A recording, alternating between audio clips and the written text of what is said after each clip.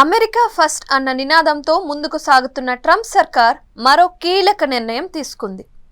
మోసపూరిత కార్యకలాపాలను అడ్డుకునేందుకు అమెరికా దౌత్య కార్యాలయం కీలక నిర్ణయం తీసుకుంది. ఇందులో భాగంగా భారత్లో 2000 వీసా అపాయింట్మెంట్లను రద్దు చేసినట్లు వెల్లడించింది. అవి అక్రమ పద్ధతుల్లో ప్రత్యేకంగా బ్యాట్స్ ద్వారా బుక్ చేసినట్లు గుర్తించామని తెలిపింది. అపాయింట్మెంట్ షెడ్యూలింగ్ వ్యవస్థలో భారీ లోపం ఉన్నట్లు అధికారులు గుర్తించారు.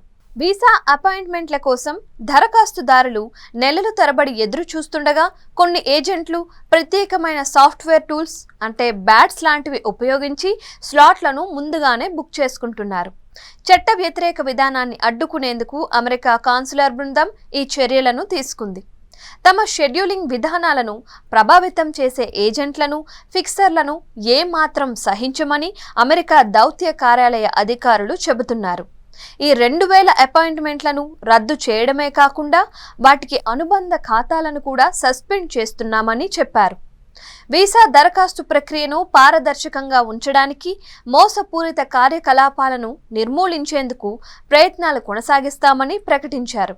B1, B2 విద్యా, వ్యాపార వీసాలకు అపాయింట్మెంట్లు పొందడం చాలా కష్టమైన విషయం.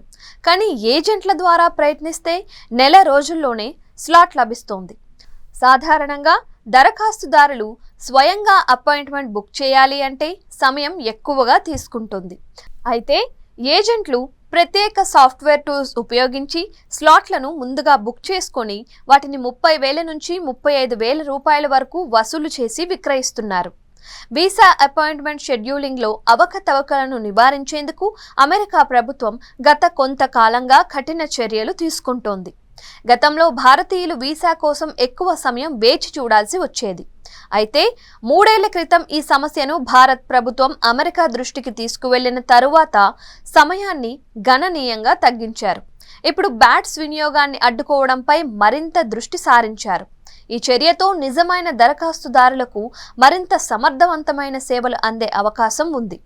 అంతేకాకుండా వీసా ప్రక్రియను మరింత పారదర్శకంగా, న్యాయంగా మార్చే దిశగా అమెరికా దౌత్య కార్యాలయం అడుగులు వేస్తోంది.